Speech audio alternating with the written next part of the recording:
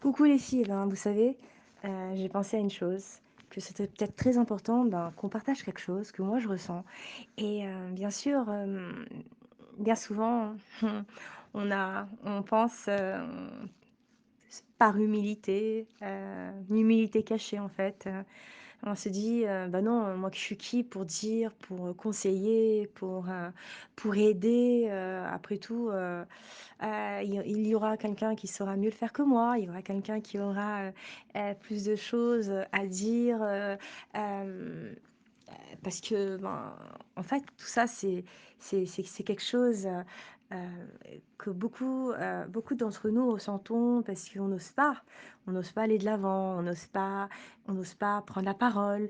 Hem, En fait, on n'ose pas. Pourquoi? Parce qu'on a on va dire, on a un manque de confiance en soi ou alors on a un Yetzer qui s'abat sur nous de façon mais vraiment grave et alors qu'on a une fonction, on a un tafkid qu'Hachem nous a donné, qui est de parler, qui est de révéler des choses, qui est de conseiller, aussi bien, dans la tsniout qu'aussi bien dans, les rapports, dans un couple, donner des conseils mais puis qui je suis moi? Alors, c'est sûr, on entend souvent: «Mais qui je suis? Ah ben non, je vais pas me mêler, je vais pas conseiller, après tout, c'est son couple», pour cet exemple, hein.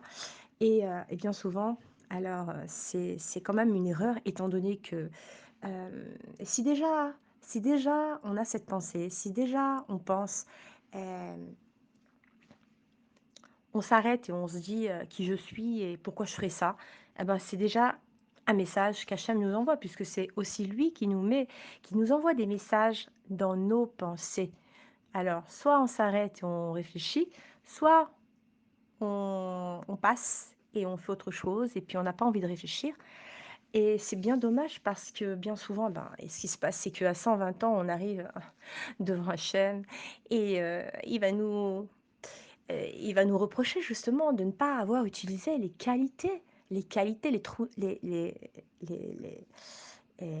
les true notes qu'il nous a donné, les qualités, le potentiel qu'il a mis en nous.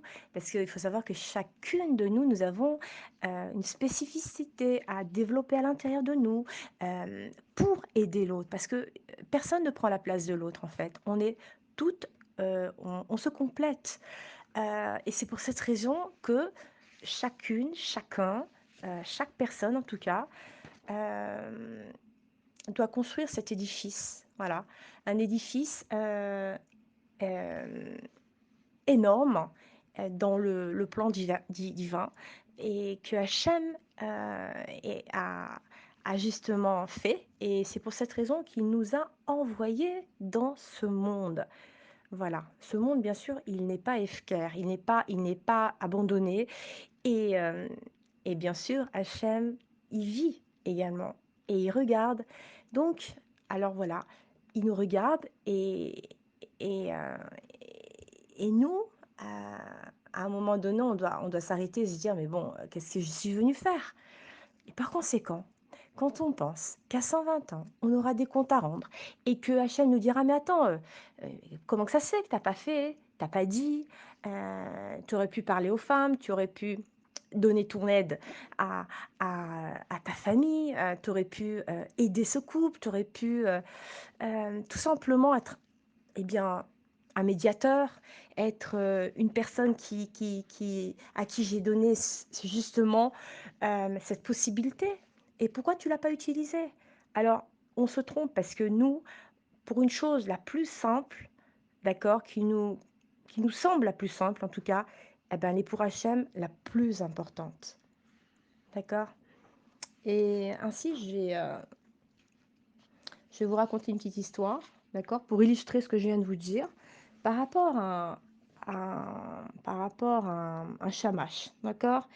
Qui lui aussi était assez mystérieux et il osait pas parler, il se cachait et donc on va commencer une petite histoire là.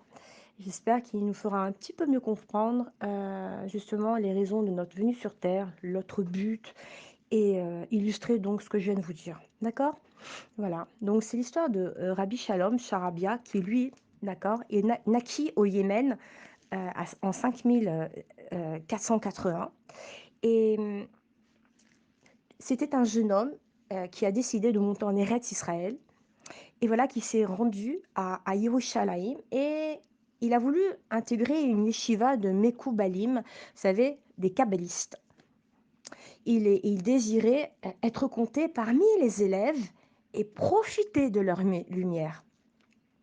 Donc il est parti se présenter devant le rabbi Guédalia et il lui a proposé de devenir le shamash, d'accord?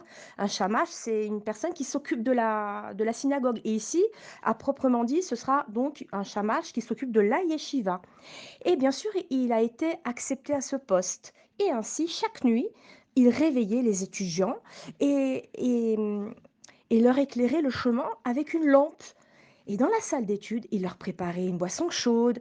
Et et lorsque eh bien, ils étaient assis sur le sol, ils s'asseyaient, les étudiants s'asseyaient sur le sol, ils récitaient les prières du Tikkun Hatzot. Tikkun Hatzot, c'est les prières à partir de, ça dépend hein, des horaires, mais bon, à partir de minuit, on va dire. Et donc, le jeune Shamash, qu'est-ce qu'il faisait? Il se joignait à eux et il pleurait, et il se lamentait lui aussi sur la destruction du temple et l'exil de la Shekhinah, la présence divine. Et durant la journée, quand il avait terminé son travail, Shalom, donc, euh, s'asseyait dans le coin le plus reculé du Beth Amidrash, de la maison d'études, et il écoutait le cours de Rabbi Gedalia. Et personne ne faisait attention à lui.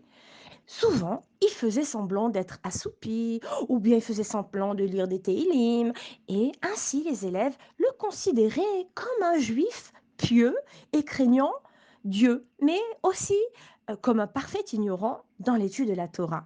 En fait, Rabbi Shalom était très savant dans tous les domaines de la Torah, y compris dans celui des secrets les plus profonds que révèle la Kabbale. Parfois, Rabbi Guédalia et ses élèves étaient très attristés car ils n'arrivaient pas à trouver la solution de certains problèmes très difficiles. Alors Rabbi Shalom, lui, en connaissait la réponse. Mais sa modestie était encore plus grande que son savoir. Et il emprisonnait les mots dans sa bouche afin que personne ne découvre son secret. Et il ne voulait pas dévoiler ses connaissances. Cependant, il avait de la peine de voir le maître et ses disciples s'attrister. Finalement, il trouva une solution. Je vais écrire la réponse de chaque question sur un morceau de papier et le glisser dans le livre du Rave, pensa-t-il. Et alors, à l'heure du cours suivant, Rabbi Gedalia arriva, l'air sombre, triste, et il s'assit à sa place, comme d'habitude, où il a ouvert donc son livre et il aperçut dedans un feuillet. Il le lut, et aussitôt, son visage s'illumina de joie et d'émotion. Il venait de lire la réponse complète à sa question. Il lut à ses élèves le contenu du feuillet et il ajouta: je demande à la personne qui a rédigé ce mot de venir me voir. Et personne ne bougea. Le Shamash, dans son coin, était trop heureux. Il avait réussi à faire connaître la réponse tout en continuant à cacher sa véritable personnalité. Et depuis ce jour, chaque fois que les élèves de la yeshiva sortaient du cours avec une question non résolue, ils trouvaient le lendemain la solution écrite sur une feuille de papier dans le livre du Rosh Yeshiva. Rav Gedalia était extrêmement intrigué par cette mystérieuse correspondance. Il en parla à sa famille. Alors, sa fille Hannah décida de surveiller la salle d'études qui était juste à côté de leur appartement. Elle finit par apercevoir le Shamash qui, de temps en temps, feuilletait le livre de son père pour le refermer et le remettre aussitôt à sa place. Elle dit à son père: j'ai vu le Shamash feuilleter ton livre, Abba. Peut-être est-il l'un des 36 tzadikim cachés, et peut-être est-ce lui qui écrit les réponses. Le Rav Gedalia trouva l'idée de sa fille bizarre. Il fit cependant appeler le Shamash et lui dit: Je t'ordonne, en tant que rave, de me dire la vérité. Est-ce toi qui as rédigé les réponses sur ces feuilles? Rabbi Shalom devint blême. Il voulait garder son secret, mais il n'osa pas désobéir au Rosh Yeshiva. Et il finit par dire à voix basse: Oui, j'ai écrit les réponses que Dieu a bien voulu m'inspirer. Et je vous en supplie, ne dévoilez pas mon secret aux élèves. Le rave se leva et le prit dans ses bras. Et il lui dit: Rabbi Shalom, si Dieu t'a permis d'atteindre un tel niveau de connaissance, que tu sois capable de répondre à des questions aussi difficiles, c'est que tu mérites de te trouver à la tête de la yeshiva. Si tu as le mérite d'apprendre beaucoup de Torah, ne garde pas ces trésors pour toi tout seul. Dieu a pensé que le moment de te dévoiler était venu. C'est pourquoi il nous a fait rencontrer de telles difficultés dans notre étude, afin que tu sois amené à les résoudre. Et ainsi, le secret de Rabbi Shalom fut dévoilé à tous. Et le jour même, il fut nommé Rosh Yeshiva.